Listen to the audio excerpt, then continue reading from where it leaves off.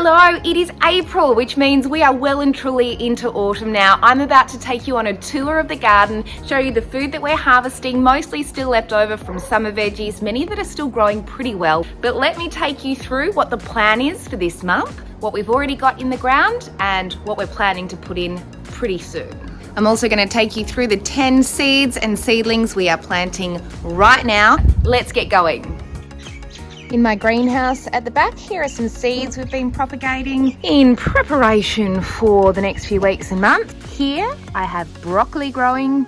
Here, lots of lettuce. I planted lettuce on a day that the kids were wanting to join me, which is awesome. But you can imagine a 4-year-old planting tiny, tiny, tiny little lettuce seeds. A fistful went in. So we now have this beautiful thing. In here we've got some spinach. Last time I tried to plant spinach, I transplanted it and it wasn't very happy. Spinach, I've since learned, is much happier if you plant it from seeds. So I am planning to keep it in that pot, in that greenhouse, for its entirety. In our veggie pod, you can see lettuces at different stages. This one probably is nearly ready to be pulled out, but those leaves will be enjoyed for the next salad we have, then we'll pull them out. These babies are still a bit younger. I'm starting to get a bit better at succession planting. Parsley is growing really well.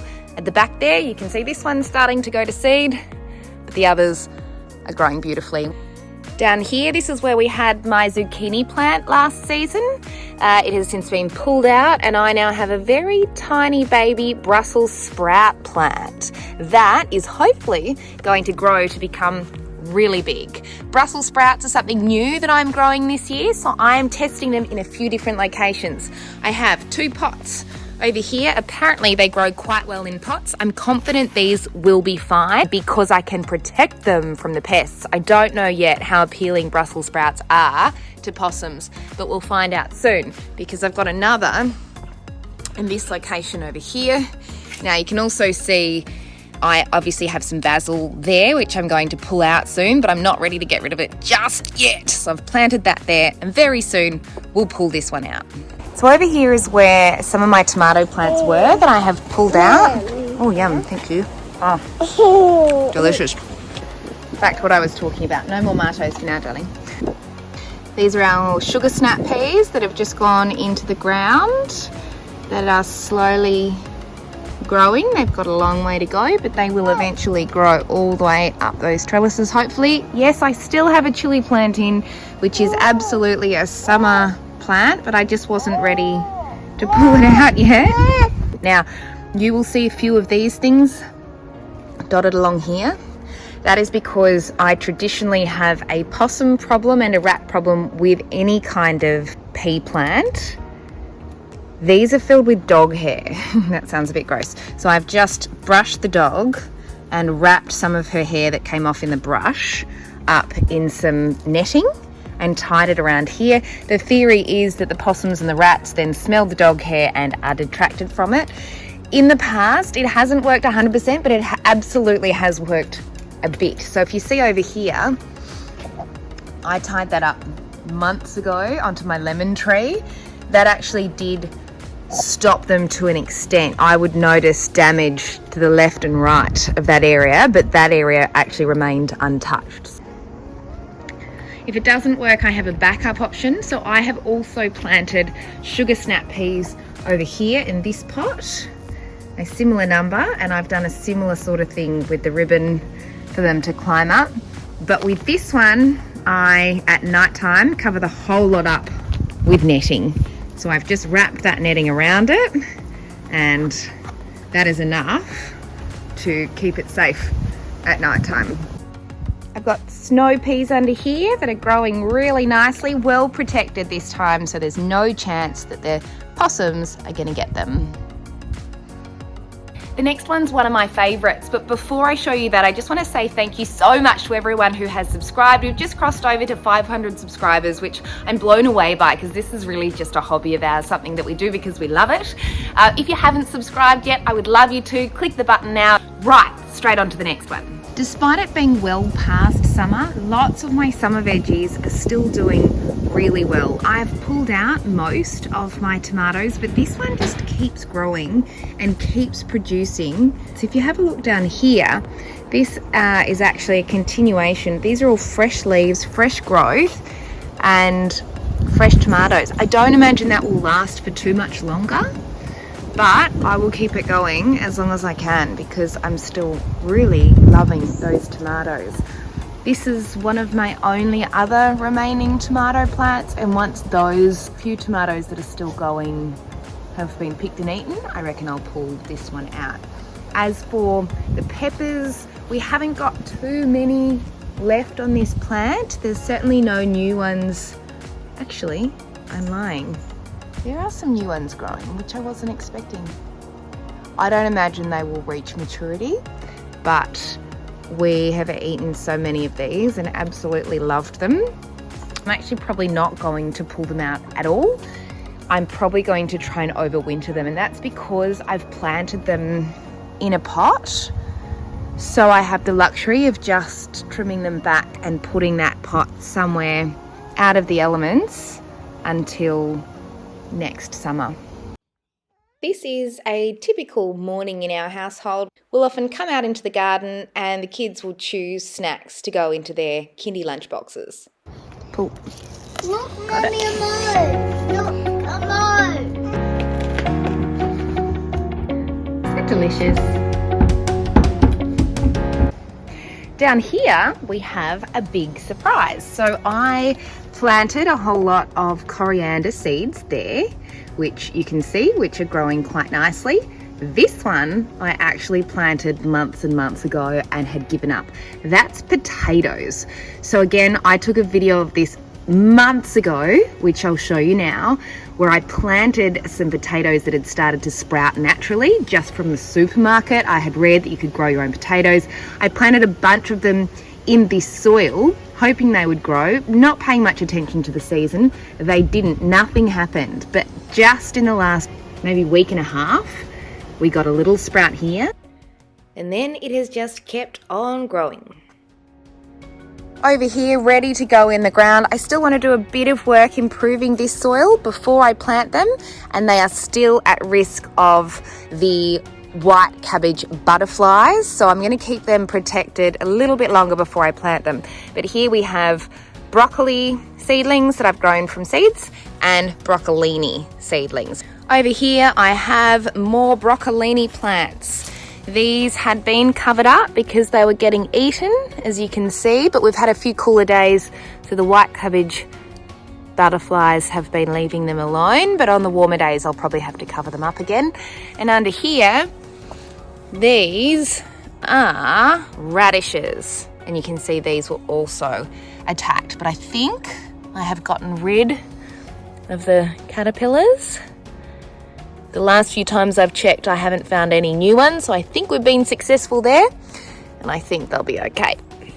If you too have experienced holes like this and want to work out what's going on, I've put a link to that video in the description, and otherwise you can find it in my veg gardening playlist. On the other side, under here I planted some very tiny sprouts of beetroot. You can see shining through a few different locations. Interestingly, that one grew really quick, and then you can see a few more down here that have grown really slowly, so hopefully they'll catch up. This one is kale, which is something new that I'm trying, also in a couple of different locations. And these are leeks, which have been in the ground forever, which I probably need to give up on and pull out. If you're a leek expert, tell me what you think. I think they've been in for 5 months. Should I give up on them or let them keep going? Leave me a comment and let me know.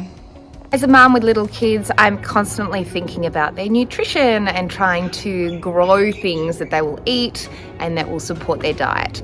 Something that you'll always get told is a healthy, balanced diet requires lots of colourful rainbow fruit and veg. I was watching a random YouTube video where someone was talking about the cancer-fighting properties and other amazing nutritional elements in purple vegetables. So I thought, right, I'm going to find purple vegetables. It just so happened that when I was at Bunnings, I came across this baby, which is purple broccoli.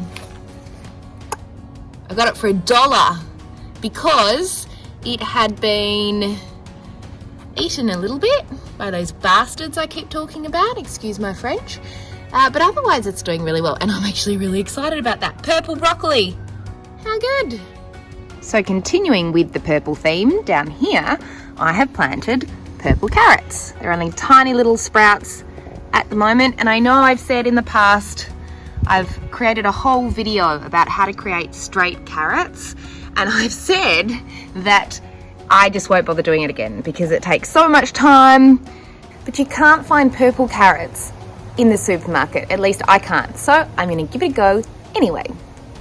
Over here we have more brassicas which get attacked by the white cabbage butterfly because it is cabbage.